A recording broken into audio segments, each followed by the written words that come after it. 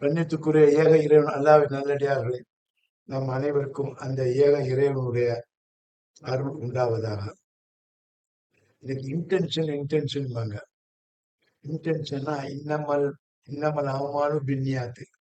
எல்லா செயலும் எண்ணத்தின் அடிப்படையில் தான். ஒருத்தவங்க புத்தகத்தை எழுதுறாங்கன்னா அவங்க எண்ணம் வந்து நமக்கு தெளிவாயிடும். ஒரு அரை மணி நேரம் ஒருத்தவங்க பேசுறாங்கன்னா அவங்க எண்ணம் வரணும் நமக்கு தெளிவாயிடும். அந்த எண்ணம் தான் அடிப்படை. நீங்க சட்ட புத்தகத்தை எடுத்துக்கொண்டா கூட எந்த கேஸ் எடுத்தாலும் எண்ணம் தான் இன்டென்ஷன். கத்தியை வச்சு கழுத்தியா இருக்கலாம், பழத்தையா இருக்கலாம். கத்தியை ஒருத்தன் வாங்கிட்டு வராங்க, அதை வச்சு கழுத்தியா இருக்கலாம், பழத்தையா இருக்கலாம். அப்ப இன்டென்ஷன் தான். அப்ப இறைவன் ஒரு கிதாபை கொடுத்திருக்கான், ஒரு இறைவன் ஒரு தூதரை கொடுத்திருக்கான். அப்போ ஒரு இறைவன் ஒரு தூதரை கொடுத்தான், ஒரு கிதாபை கொடுத்தான்னு சொல்றதை விட ஒரு இறைவன் பல தூதர்களை கொடுத்தான், பல கிதாபுகளை கொடுத்தான். அப்ப அந்த ஒரு இறைவன் அனைத்தையும் படைத்தான். அனைத்தையும் படைத்து பல வருடங்களாக, பல ஆண்டுகளாக, லட்சக்கணக்கான வருடங்களாக அந்த மக்களுக்கு என்னென்ன தேவையோ அந்த வழிகாட்டிலை கொடுத்து கொண்டே இருந்தான், ஒவ்வொரு தூதர் மூலியமா. அப்ப அதுல இருந்து இன்னைய வரைக்கும் எத்தனையோ ஆயிரம் லட்சம் வருடங்களுக்கு அந்த வார்த்தைகள் எல்லாம், அந்த இன்டென்ஷன் எல்லாம் ஒன்னா இருக்குதானாக ஒன்னா இருக்கும். அப்படி ஒன்னா இருக்குனாதான் ஒரிஜினல் இறைவனா இருக்க முடியும். அப்படின்னா இருக்க முடியாது. இறைவனுடைய புத்தகத்திலேயே கோணலும் குளறுபடியும் இருந்தா இறைவனை ஏத்துக்க முடியாது. அப்ப இறைவன் சொன்னான், என்னுடைய புத்தகத்துல குழப்பம் இல்லை, குளறுபடியும் இல்லை, கோணலும் இல்லை, நேரா இருக்குதுங்கிறான். இந்த வார்த்தை எங்க சொல்றான்? எல்லா வேதத்தில இருந்தும் சொல்லிட்டு வரான், எல்லா தூதருக்கும் சொல்லிட்டு வரான். தூதர்களே, நீங்கள் இந்த உங்களுக்கு கொடுக்கப்பட்ட இந்த வேதத்தை நம்புங்கள். எல்லா தூதரையும் பார்த்தலாம். ஒரு தூதரை நீங்கள் நம்புங்க, அப்பதான் உங்களை என்ன ஏத்துக்கொண்டு உங்களை ஃபாலோ பண்ற அந்த ஃபாலோவர்ஸ் ஏத்துவாங்க. உங்களுக்கு இந்த வேதத்துல சந்தேகம் இருந்தாக்கா நீங்க சொல்ற வார்த்தை சந்தேகமா தான் இருக்கும். உங்களுடைய உள்ளத்தில் நீங்க ஊர்ஜிதப்படுத்திக் கொள்ளுங்கள் அப்படின்னு சொன்னாங்க. எந்த அளவுக்கு வந்து அல்லாஹ் சுப்ஹானஹு வ தஆலா இறைவன் வந்து இதுல ரொம்ப கான்சென்ட்ரா இருக்கான்னு பாருங்க. எண்ணம் தான் மெயின். அப்ப எண்ணத்துல நீங்க பார்க்கும்போது நம்ம வந்து போனத்துல பார்த்தோம், ஒரு வார்த்தை, ஒரு சொல்லு, ஒரு வாக்கியத்துல, ஒரு பேராகிராஃப்ல அமைச்சு அதே பேராகிராஃப், அதே எழுத்து, அதே வார்த்தை, அதே எழுத்து, ஒரு எழுத்து மாறாம, கிராமரோட மாறாம இன்னும் ஒரு இடத்துல அப்படியே அச்சடிச்ச மாதிரி இருக்குது. அது எந்த மனிதனும் முடியாதுன்னு, இறைவனால் மட்டும்தான் முடியும். அதே மாதிரிதான் இப்ப இன்னைக்கு ஒரு ஆயத்தை நம்ம எடுக்கிறோம். அது என்னன்னா, நீங்க வந்து 18வது அத்தியாயம் முதல் வசனம். 18வது அத்தியாயம்னா புகைமாங்க, அத்தியாயம் புகை, அல்-காஃப்.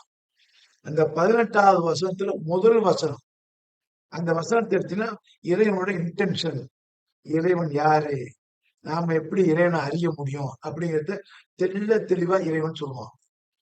இந்த தெளிவு தான் எல்லா இடத்துலயும் இறைவன் சொல்லி காட்டுவான், எல்லா தூதருக்கும் இறைவன் சொல்லி காட்டுவான், எல்லா வேதத்துக்கும் சொல்லி காட்டுவான். இதைத்தான் ரிப்பீட் பண்ண முடியும். எந்த மனுஷனா அந்த கிதாபை எழுத முடியாதுங்க, எழுதவே முடியாது.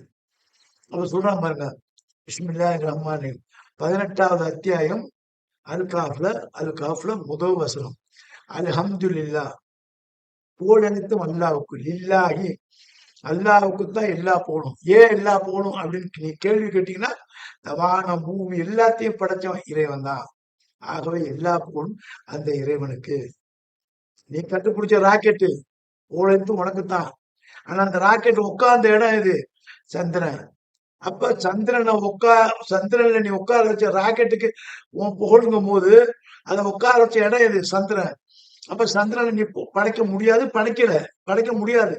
ஆகவே ஒட்டுமொத்த புகழும் எனக்குத்தாங்கிறான்.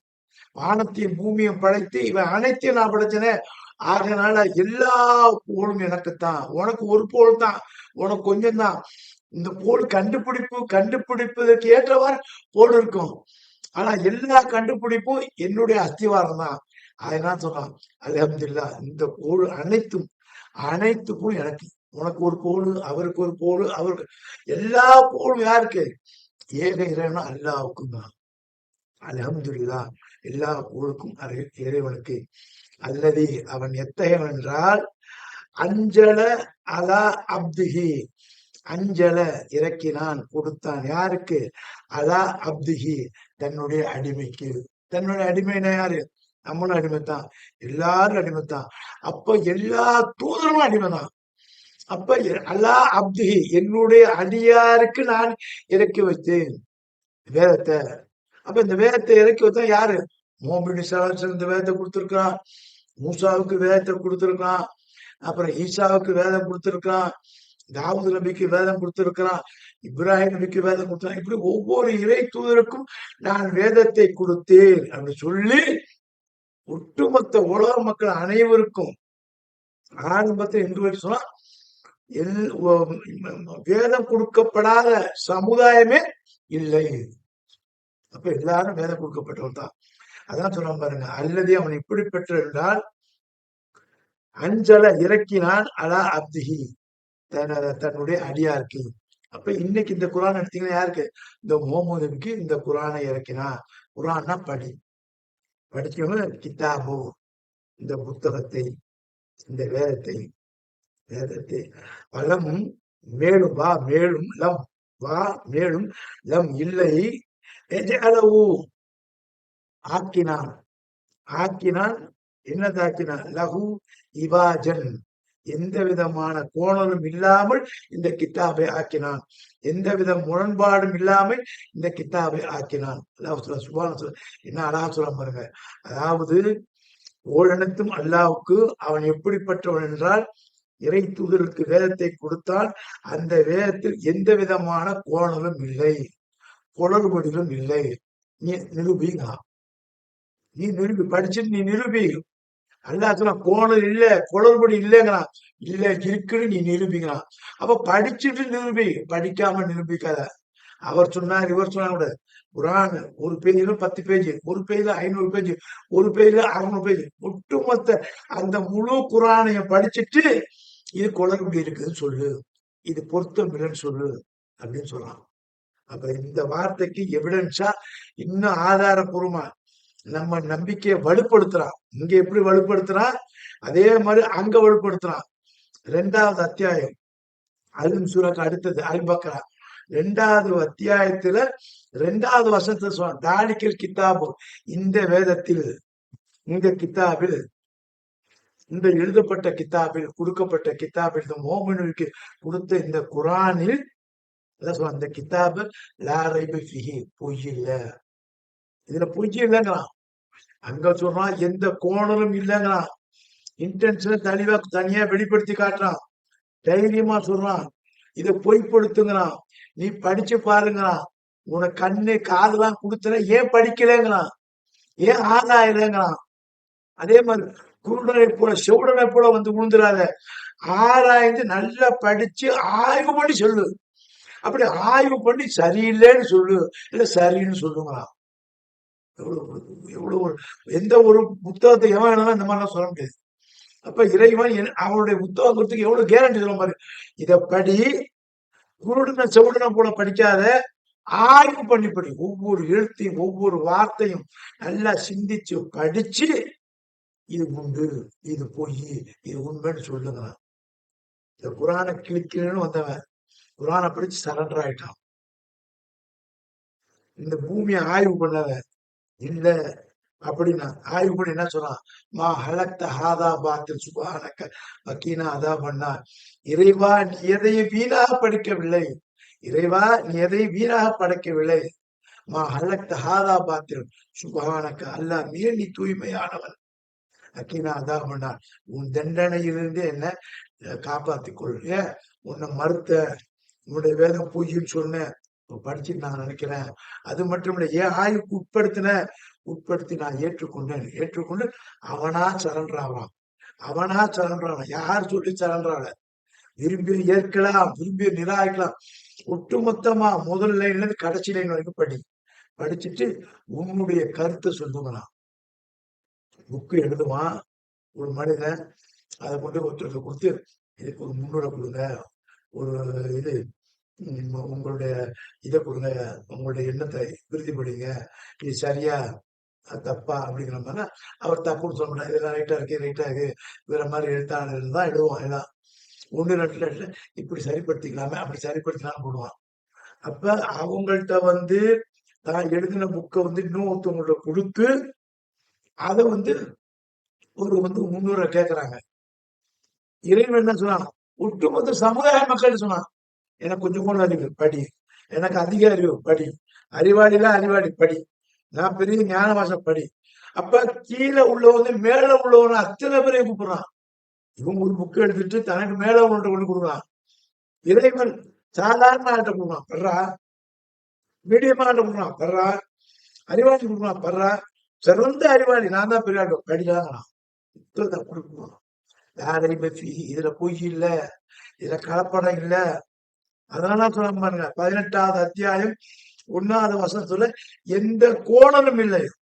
நான் என் இறை தூதருக்கு கொடுத்த வார்த்தையில எந்த கோணலும் இல்லை, எந்த முரண்பாடும் இல்லை. நான் சொன்ன வார்த்தையில அந்த வார்த்தை ரெக்கார்டர் பண்ணி கித்தாபா கொடுத்திருக்கிறேன். இந்த கித்தாபில வந்து எந்த கோணலும் இல்லை. 18வது அத்தியாயம் 1வது வசனமும் 2வது அத்தியாயத்துல 2வது வசனமும் அப்படியே கோயின்சைட் ஆகுது. இதை சொல்லும் போது ஒட்டுமொத்த எல்லா வேதங்களையும் எல்லா தூதரையும் அடக்கி சொல்றான். அப்ப சவால் விடுறான். வந்து பாருங்க, இன்டென்ஷனை பாருங்க. அப்ப இறைவனை நீ ஆய்வு பண்ணி இறைவன் இருக்கானா இல்லையாங்கிறதுக்கு இறைவனுடைய வேதத்தை வச்சு நீ சொல்லுங்க. அப்ப இறைவன் படைத்த ஒவ்வொரு முறையும் நீ ஆய்வு செய்யலாம். உனக்கு உயிரை கொடுத்த நீ உயிருள்ள அத்தனையும் நீ ஆய்வு செய்யலாம். சந்திரனுக்கு உயிர் இருக்குது, சூரியனுக்கு உயிர் இருக்குது, பறவைகளுக்கு உயிர் இருக்குது, நீ திங்கிற வெஜிடேரியனுக்கு உயிர் இருக்குது, நீ திங்கிற நான் வெஜிடேரியனுக்கு உயிர் இருக்குது. எல்லா உயிரினங்களையும் உயிர் உள்ள நீ ஆய்வு செய்யுங்க. செத்துட்டா ஆய்வு செய்ய முடியாது, அது செத்தாலும் ஆய்வு செய்ய முடியாது. நீ செத்தாலும் ஆய்வு பண்ண முடியாது, அது செத்தாலும் ஆய்வு பண்ண முடியாது. அப்போ எது வரைக்கும் நீ ஆய்வு பண்ணும்? இவர்கள் உயிரோடு இருக்கும் வரை ஆய்வு பண்ணி கொண்டே இருக்கு. இந்த உலகம் முடிகிற வரைக்கும் இப்ப நம்ம இருப்போம், நம்ம சண்டை இருப்போம், நம்ம சண்டை இருப்போம், நம்ம சண்டை இருப்போம். ஒருத்தரும் ஆய்வு பண்ணிட்டே இருப்பாங்க. அப்ப அந்த ஆய்வுல வந்து பொய்ன்னு சொல்லி இல்ல உண்மை உண்மை உண்மைன்னு சொல்லுவோம். அதுக்குத்தான் தூதர்களையும் வேதத்தையும் கொடுத்த இதுல எந்த விதமான கோணலும் இல்லை அப்படின்னு இறைவன் சொல்லி மக்களை இழுக்கிறான். அப்பலா தமிழ் குரான், இந்த குரானை நீங்கள் ஆராய வேண்டாமா, சிந்திக்க வேண்டாமா? இது என்னுடைய வார்த்தை, இது என்னுடைய வார்த்தை, இது மனிதனுடைய வார்த்தை இல்லைன்னு தெளிவா பேசுறான். தன்னுடைய இன்டென்ஷனை காட்டுறான். ஆகவே கண்ணியத்துக்குரிய அல்லாஹ்வின் அடியார்களே, போற போக்குல அடிச்சு விடுறதெல்லாம் வேணாம். போற போக்குல இது சரியில்லை, அந்த இது சரியில்லை, இவங்க சரியில்லை, அவங்க சொல்றதை விட சரியில்லைன்னு நீ சொன்னீங்கன்னா எது சரியில்லை என்று எந்த வேதம் சொல்லப்போ அந்த வேதத்தை எடுத்து வச்சு பேசுகிறான். அது இறைவனுடைய வேதமா நிப்பாரு. இறைவன் இல்லைங்கிறத கூட இறைவன் வேதத்தை வச்சு நீ சொல்லணும். சொல்ல முடியாது. இந்த வானத்தையும் பூமியும் படைச்ச யாரு? யாருன்னு படைச்சா? இயற்கையை படைச்ச யாருமா?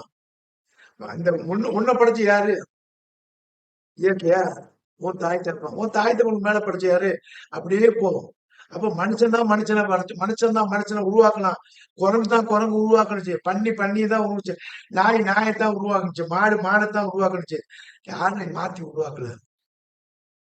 இதே சொல்றான். இதே அத்தாச்சா சிந்திச்சு பாருங்களாம். நீ செலுத்துற விந்து இருக்க, இந்த விந்த ஆய்வு பண்ணி பாருங்களாம். இந்த தாயோட கர்ப்பப்பைய ஆய்வு பண்ணி பாரு. இந்த ரெண்டு இல்லாம நீ வெளியே வர முடியாதுங்களாம். இந்த ரெண்டையும் இல்லாம நீ வெளியே வர முடியாதுங்களாம். டெஸ்ட் கண்டுபிடிச்சு ஓன்னு கத்துறான். அப்புறம் கடைசியில பண்ண அவனே ஆஃப் ஆயிட்டான். ஏன்? டியூபு என்னட, டியூபு தான் என்னட, அறிவு என்னட. ஆனா அந்த அறிவை யார் கடைசி கொடுத்தான்? இறைவன் தான் கொடுத்தான். இந்த டியூப் என்னட, இந்த டியூப்ல செலுத்துறப்படி இந்திரி யார? இறைவன். இந்த டியூப்ல இந்த இந்திரியத்தை எடுத்து இதை ரெடி பண்ணி திருப்பி எங்க இன்சர்ட் பண்ற? தாயோட கர்ப்பப்பையில. அது யாரு கொடுத்தா? இறைவன் கொடுத்தான். டியூபு தான் என்னட, இந்திரியம் என்னட இல்ல, தாயினுடைய கர்ப்பப்பை என்னட இல்ல சொல்லிட்டான். சரண்டர் ஆயிட்டான். பார்த்து சுபானக்க வக்கீனாதா பண்ணா, இறைவா நீ படைத்தது அனைத்தும் வீணாக படைக்கவில்லை. சரண்டர் ஆயிட்டான். ஒண்ணு நீ எடுத்துக்க, எதை வேணாலும் எடுத்துக்க, ஆய்வு செய்யும். அந்த ஆய்வுல வந்து உண்மை போய் உனக்கு தெரியும். அதுக்குத்தான் சொல்றான் இறைவன் என்னுடைய புத்தகத்துல கோணல் இல்ல, நான் தெளிவுபடுத்துறேன். ஒண்ணு ஒண்ணே நான் காட்டுறேன். ஒண்ணு ஒண்ணே நான் காட்டுறேன். இந்த விந்த காட்டுறேன், நீ பாக்குற. இந்த தாய்மை கர்ப்பப்பைய பாக்குற. இந்த 2 எவிடன்ஸையும் வச்சு நீ மறுக்கலாம் முடியாது. இதே மாதிரி பல எவிடன்ஸ் வச்சு மறு. அப்ப ஒண்ணு ஒண்ணு இறைவன் காட்டுறான். சந்திரனை காட்டுறான், பூமியை காட்டுறான், சூரியனை காட்டுறான், ஆகாயத்தை காட்டுறான், நெருப்பை காட்டுறான், நீரை காட்டுறான். இது எல்லாம் படைச்சது யாரு? நான் தான் படைச்சேன். இல்ல நீ படைச்சு சொல்லு. நீ படைச்சோம் சப்ஜெக்ட் க்ளோஸ். கடவுள் இல்லைன்னு படம். அப்ப நீ படைக்கல அந்த இயற்கை அப்படின்னு தாஜாலாம் பண்ணாத. உண்மையை ஒத்துக்க. அப்படி ஒத்துக்கிட்டா இறைவன் தான் படைச்சான். இதுதான் சப்ஜெக்ட். இதுதான் இறைவன் தன்னுடைய இன்டென்ஷன், தன்னுடைய வெளிப்பாட்டை தூதர்கள் மூலியமாகவும் வேதங்கள் மூலியமும் ஒட்டுமொத்த மக்களுக்கு சொல்லி அந்த ஒட்டுமொத்த மக்களையும் அழைக்கிறான். இதை பொய்யாக்கு, இதை உண்மையாக்கு. உண்மைன்னு சொல்லி நான் பொய்ன்னு சொல்லுது. அதான் இறைவன் ஒட்டுமொத்த என்னுடைய வேதத்தை 1வது பேஜ் கடைசி பேஜிலும் படிச்சுட்டு ஏற்பதும் நிராகரிப்பதும் உன்னுடைய இஷ்டம். விரும்பி ஏற்கலாம், விரும்பி நிராகரிக்கலாம். நிராகரிக்கிறதுன்னா ஒட்டுமொத்தம் படிச்சுட்டு நிராகரி. சும்மா அவர் சொன்னாரு, இவர் சொன்னாரு, ஒரு பேஜ் எடுத்து படிக்கிறது, ஒரு வார்த்தை எடுத்து படிக்கிறது. அது பாருங்க, ஒட்டுமொத்த குரானையும் படி. 1வது பேஜ் 500வது பேஜ் இருக்கும். முழுசா A to Z வரைக்கும் படிச்சு பார்த்துட்டு பொய் தப்புன்னு நிரூபி அப்படின்னு இறைவன் சவால் விடுறான். தான் எழுதுற புக்குக்கு சவால் விடுறான். உலகத்துல எவனுமே இந்த மாதிரி சவாலை விட முடியாதுங்க, விடவே முடியாது. அப்ப எந்த அளவுக்கு தைரியத்தை இறைவன் செய்யறான்னா அந்த இதை நம்ம நம்புறோம்னா நம்ம ஈமான் வலுவாகுது. நம்ம ஈமான் பலகீனமா இருக்குங்க, நம்பலாமா நம்ப முடியாத செவத்துல இருக்கிற பூனமா இப்படியா அப்படியா செடியா வைக்கலாம். நின்று நான் தான், என்னுடைய வேதம் தான், என்னுடைய தூதுதான், சொன்ன வார்த்தை சரிதான், அதுல பொய் இல்லை, கோணல் இல்லை, காட்டு நிரூபிக்கிறான். பேர்பட்ட வார்த்தை சொல்லுவான். அப்பேற்பட்ட இறைவனை வணங்கக்கூடிய மக்களை நம்மளை ஆக்கிக்கிறான். நம்ம அனைவரும் 90% மக்களும் இறைவனை தான் வணங்குறோம், இறைவனை ஏத்துக்கிறோம். ஆனா இப்படி இருக்கும். அப்படி இருக்காத. ஒண்ணு இல்லைன்னு, ஒண்ணு இருக்குன்னு, அதுல தெளிவா இரு அப்படின்னு இறைவன் சொல்றான். நம்மளை கூப்பிட்டு சொல்றான், படித்து பாருன்றான். படித்து பாரு, உன்னுடைய எண்ணத்தை சரிப்படுத்திக் கொள், சீர்படுத்திக் கொள், சீராக்கிக் கொள் என்று சொல்றான். நன்றி வசலாம்.